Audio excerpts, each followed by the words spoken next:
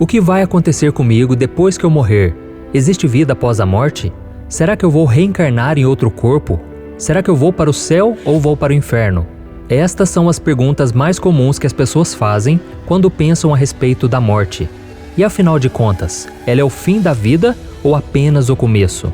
Uma pesquisa realizada por uma emissora de TV dos Estados Unidos mostrou que cerca de 80% da população mundial acredita que existe vida após a morte e que a alma do ser humano é imortal. Alguns dizem que quando o corpo morre, a sua alma se liberta e é direcionada para o purgatório, onde paga pelos seus pecados até o momento de ir para o céu. Outros creem que irão reencarnar em outro corpo e voltarão a viver na Terra mais uma vez. E há ainda aqueles que acreditam que irão dormir em seus túmulos até a volta de Cristo. Enfim, há muita confusão em relação ao que acontecerá conosco depois da morte. Porém, toda essa discussão se torna desnecessária quando olhamos para a Bíblia, que é a palavra de Deus, pois ela nos traz as respostas para todas essas perguntas da humanidade. E por isso, no vídeo de hoje, eu vou te mostrar 5 fatos sobre a morte que vão chocar você. Mas antes de começarmos, eu quero pedir que você se inscreva aqui no meu canal e ative o sininho para você receber todas as notificações sempre que eu colocar um vídeo novo, ok? Todos os dias, de manhã, de tarde e de noite, eu tenho colocado mensagens de fé e orações para abençoar a sua vida. Então venha caminhar comigo, ok? Vamos lá. O primeiro fato: os mortos não podem ter contato com os vivos. Outro pensamento muito comum entre as pessoas de diversas culturas e religiões é o de que as pessoas mortas continuam influenciando na vida daqueles que estão vivos e que podem revelar a elas coisas que estão ocultas.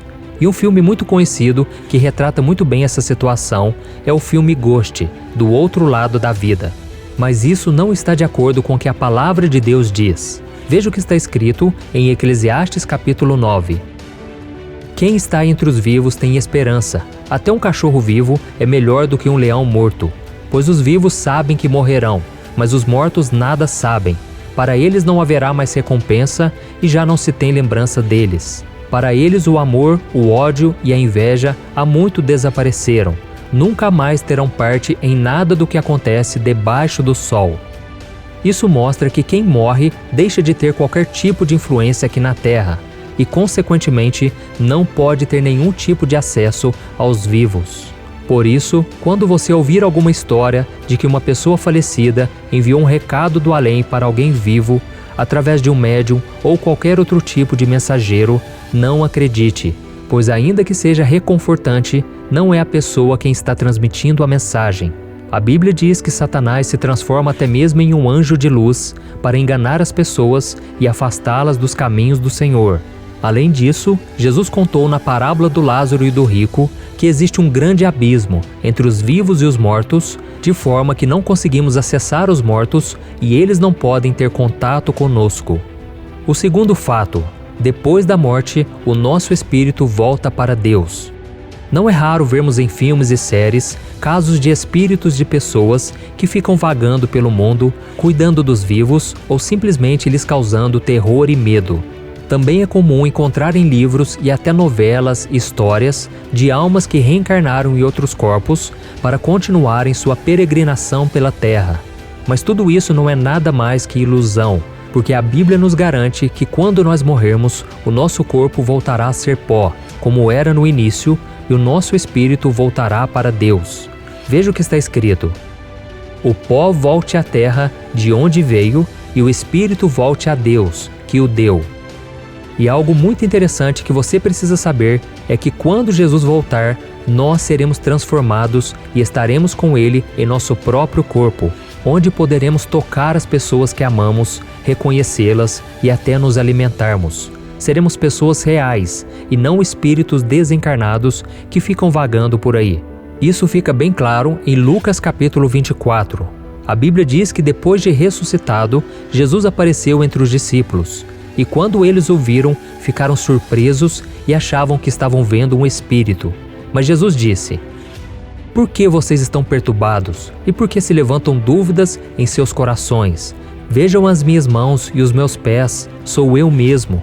Toquem-me e vejam, um espírito não tem carne nem ossos, como vocês estão vendo que eu tenho.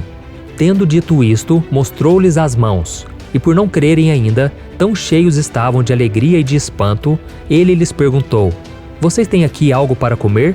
Deram-lhe um pedaço de peixe assado, e ele o comeu na presença deles. O terceiro fato: quando o cristão morre, vai direto para a presença de Jesus. Se você já entregou a sua vida para Jesus e o recebeu como Salvador, a sua alma vai para onde Cristo está quando você morrer. Foi isso que Cristo disse para o ladrão que estava crucificado ao lado dele: Hoje você estará comigo no paraíso. Na Bíblia, a palavra paraíso e também a frase seio de Abraão, que lemos em Lucas 16:22, eram duas expressões usadas pelos judeus para simbolizar o estado de felicidade e descanso que o fiel teria após a sua morte. E nesta passagem do ladrão da cruz, Jesus afirma que esse estado de felicidade e descanso é ao lado dele. E no livro de Atos, também lemos que Estevão, pouco antes da sua morte, viu Jesus em pé no céu, à direita de Deus, pronto para recebê-lo. Então, enquanto estava sendo apedrejado, Estevão disse: Senhor Jesus, recebe o meu espírito. Ou seja, o espírito de Estevão, na mesma hora em que deixou seu corpo, foi para a presença de Jesus. E por último, nós temos também um ensino do apóstolo Paulo. No final da sua vida, Paulo estava preso e aguardava o dia da sua morte. Mas ele não tinha medo de morrer. Pelo contrário, esperava ansiosamente por estar com Jesus e disse: Desejo partir e estar com Cristo, o que é muito melhor. Isso mostra que Paulo tinha certeza de que no momento em que ele morresse, o seu espírito iria para junto de Cristo. Então, nesses três casos, percebemos que assim que o cristão morre, ele vai imediatamente para onde Jesus está.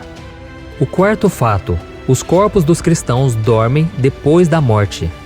A tradução da palavra dormir na Bíblia tem dois sentidos diferentes. O primeiro diz respeito ao período de repouso que todos nós passamos diariamente. Já o segundo trata da morte do corpo, como aconteceu com Lázaro, que foi ressuscitado por Jesus 4 dias depois de morrer. Vamos ver o que está escrito em João capítulo 11. Jesus disse: Nosso amigo Lázaro adormeceu, mas vou até lá para acordá-lo. Seus discípulos responderam: Senhor, se ele dorme, vai melhorar. Jesus tinha falado de sua morte, mas os seus discípulos pensaram que ele estava falando simplesmente do sono. Então lhes disse claramente: Lázaro morreu, e para o bem de vocês estou contente por não ter estado lá, para que vocês creiam, mas vamos até ele. Olha isso, irmãos. É importante saber que a palavra dormir na Bíblia se aplica somente aos cristãos. Vamos ver o que está escrito em 1 Tessalonicenses capítulo 4. Irmãos, não queremos que vocês sejam ignorantes quanto aos que dormem, para que não se entristeçam como os outros que não têm esperança. Se cremos que Jesus morreu e ressurgiu, cremos também que Deus trará, mediante Jesus e juntamente com ele, aqueles que nele dormiram.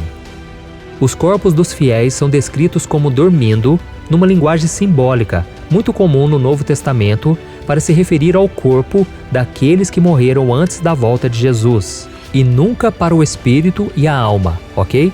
A prova disso está no versículo 52 de Mateus capítulo 27, que diz assim: Os sepulcros se abriram e os corpos de muitos santos que dormiam foram ressuscitados. E o quinto fato: os corpos dos cristãos acordam na volta de Jesus. Talvez você esteja se perguntando: por que os nossos corpos físicos dormirão?